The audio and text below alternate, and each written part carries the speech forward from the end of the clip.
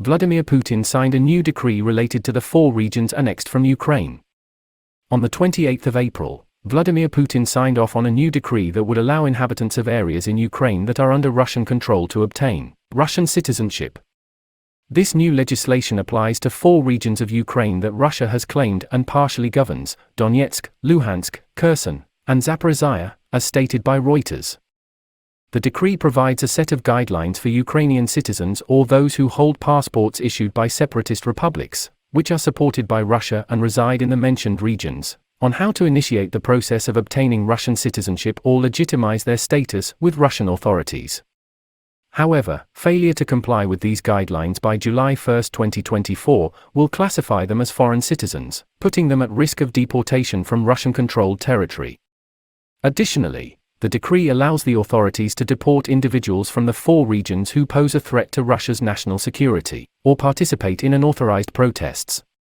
The decree specifically identifies those who endorse violent change to Russia's constitutional order, and those who sponsor or plan terrorist attacks on Russia as being at risk of deportation. Meanwhile, according to Reuters, Kiev has announced its intentions to reclaim all 4 regions annexed by Russia, and accused Moscow of compelling Ukrainian citizens to accept Russian citizenship. Ukraine's Deputy Defense Minister, Hanna Maliar, has accused Russia of attempting to alter what she calls the ethnic nature of the controlled territory by resettling people from remote parts of the country, while also deporting individuals suspected of supporting Ukraine, as reported by Reuters.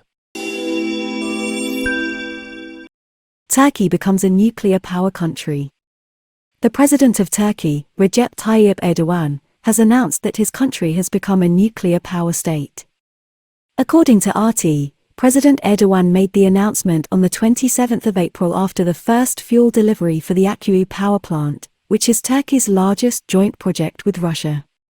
In transporting nuclear fuel by air and sea to our power plant, Akkuyu has achieved the status of a nuclear plant, Erdogan announced in an online ceremony attended by Russian President Vladimir Putin. Erdogan stated that there are currently 422 nuclear reactors in operation and 57 under construction worldwide. He also praised the engineers and workers who work tirelessly to complete the $20 billion, 4,800 megawatt plant and ensured that it survived 2 devastating earthquakes in February without any damage. The Akkuyu power plant is our biggest joint investment with Russia, Erdogan announced. He added that the plant will be scaled up to operate at full capacity by 2028, and by then, it will provide 10% of Turkey's energy needs, reducing the country's reliance on imported fossil fuels. We will begin construction of the 2nd and 3rd nuclear power plants as soon as possible in different regions, based on our experience in this project, Erdogan said. Construction of the Akkuyu project, which was carried out by a subsidiary of the Russian state nuclear energy company Rosatom, began in 2018, with around 30,000 people employed during its busiest phase. President Putin praised his counterpart Erdogan for being very interested in expanding Russian-Turkish relations during the ceremony. Unlike other NATO allies, Turkey has not imposed sanctions on Russia after Moscow launched a military operation in Ukraine last year. Instead, the 2 countries have increased bilateral trade. In August 2022, Turkey agreed to buy natural gas from Russia in rubles. Before the ceremony, the 2 leaders discussed the Ukraine conflict, the grain deal brokered by the United Nations between Moscow and Kiev and Ankara, as well as developments in Syria and other regional issues during a phone call. EU, Japan against G7 banning all exports to Russia. The European Union, EU, and Japan have opposed the US proposal to ban all G7 exports to Russia because it is not practical. The Financial Times reported on April 25 that the draft joint statement of the G7 leaders scheduled to be published at the group's summit in Hiroshima, Japan, in May includes a pledge to replace the current regional Russia embargo with a total ban on G7 exports to Russia, with only a few exceptions such as agricultural, medical, and other products. 2 officials involved in the G7 negotiations said that the US proposal to close loopholes in the current sanctions regime has allowed Russia to continue importing Western technologies. However, representatives of Japan and the EU last week said that the US proposal was not feasible. The G7 leaders and the EU are expected to meet in Hiroshima on May 19 for a 3-day summit, which will focus on discussing the impact of the Russia-Ukraine conflict, economic security, green investment, and the situation in the Indo-Pacific region. The EU needs the consent of all 27 union members to join the embargo. The bloc has rolled out 10 packages of sanctions against Russia since the conflict broke out, but has often been met with lengthy debate, with some members enjoying sanctions waivers after threatening to use veto powers. Therefore, implementing a total ban on exports to Russia with some exemptions risks causing controversy and undermining existing sanctions, according to the officials.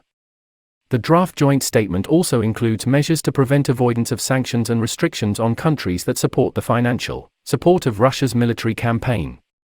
In addition, the G7 will continue to reduce energy imports from Russia and announce a new mechanism to track Russian diamonds, reducing Moscow's revenue from exporting this precious metal. However, proposals are subject to change before the conference. The White House declined to comment on the G7 discussions but said the United States would continue to seek to hold Russia accountable. Moreover, Washington believes that the G7 sanctions have had a great impact, preventing Russia from financing the conflict in Ukraine. Information on differences among G7 members suggests that the group lacks increased sanctions to announce at the upcoming summit.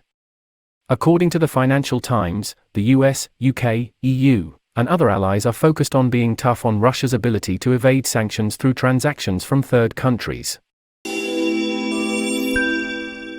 Bakhmut ceasefire is a military joke, says Wagner leader. The founder of private military company, Wagner, Yevgeny Prigozhin, has claimed that his recent statements regarding a ceasefire in Bakhmut, Ukraine, were just military humor.